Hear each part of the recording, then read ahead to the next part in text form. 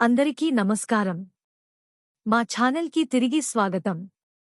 వివిధ సంస్థలు మరియు సంఘాలు తమ డిమాండ్లను ముందుకు తెస్తుండటంతో ఈపీఎస్ 95 పెన్షనర్లకు కనీస పెన్షన్ చుట్టూ చర్చ తీవ్రమైంది. కొన్ని గ్రూపులు 5,000 కనీస పెన్షన్ కోసం వాదిస్తుండగా, ఈపీఎస్ 95 జాతీయ పెన్షనర్ల సంఘాలు కరువు భత్యం మరియు వైద్య ప్రయోజనాలతో పాటు మరింత గణనీయమైన 7,500 కనీస పెన్షన్ కోసం ఒత్తిడి చేస్తున్నాయి.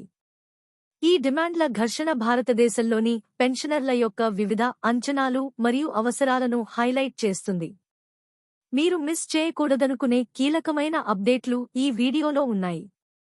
ఎందుకంటే ఈ ఉద్యమం దేశవ్యాప్తంగా మిలియన్ల మంది పెన్షనర్ల భవిష్యత్తును మార్చగలదు. పూర్తి వివరాలను తెలుసుకుందాం. వీడియోను చివరి వరకు చూడండి. టాపిక్లోకి వెళ్లే ముందు మీ అందరినీ మా ఛానల్కి సబ్స్క్రైబ్ చేసి మాకు సపోర్ట్ చేయవలసిందిగా కోరుతున్నాము. బడ్జెట్ 2025లో ఈపీఎస్ 95 పెన్షన్ పెంపు కోసం అంచనాలు.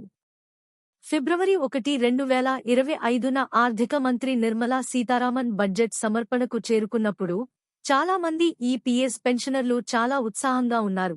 ఈపీఎస్ 95 పెన్షనర్ల పోరాటాలు చివరకు ముగుస్తాయా? 10 సంవత్సరాలుగా వ్యవస్థీకృత రంగంలోని కార్మికులకు కనీస నెలవారీ పెన్షన్ డిమాండ్ ఒక సమస్యగా ఉంది.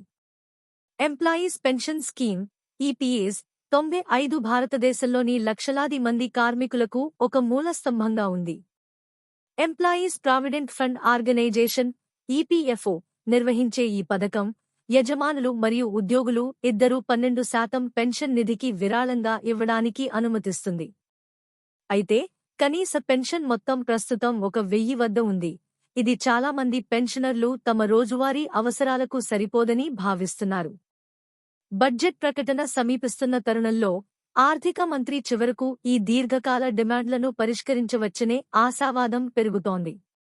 కనీస పెన్షన్ను 7,500కి పెంచే ప్రతిపాదనను తీవ్రంగా పరిశీలిస్తున్నట్లు ఇటీవలి చర్చలు మరియు నివేదికలు సూచిస్తున్నాయి.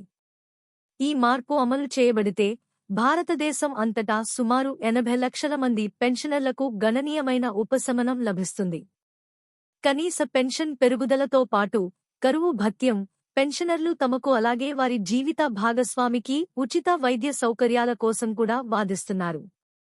ముఖ్యంగా పెరుగుతున్న ద్రవ్యోల్బణం మరియు జీవన వ్యయాలతో చాలా మంది పెన్షనర్లు తమ నిజ జీవిత అవసరాలను తీర్చుకోవడానికి ఇబ్బంది పడుతున్నారనే వాస్తవం నుండి ఈ డిమాండ్లు పుట్టుకొచ్చాయి.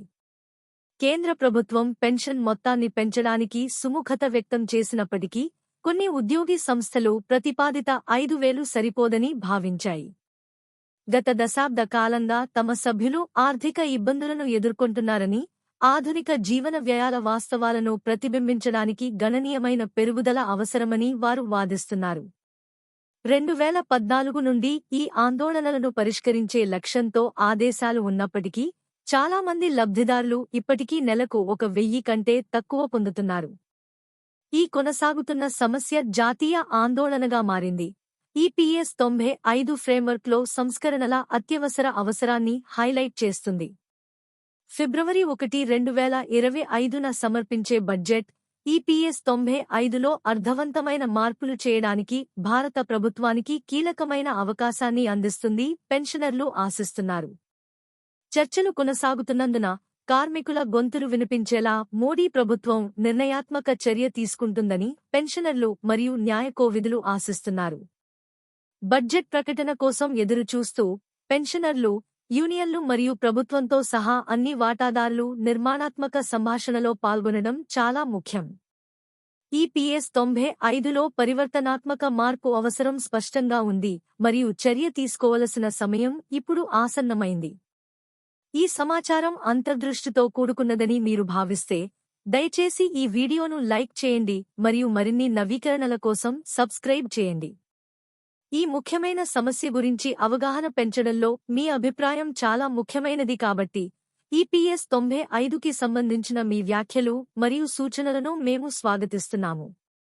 కలిసి ఈపీఎస్ 95 పెన్షనర్ల పోరాటాలను గుర్తించి పరిష్కరించేలా చూసుకుందాం.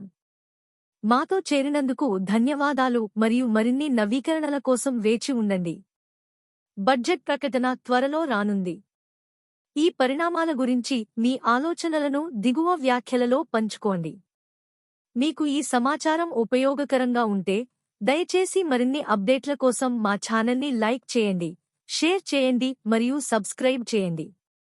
ఈ వీడియో చూసినందుకు ధన్యవాదాలు.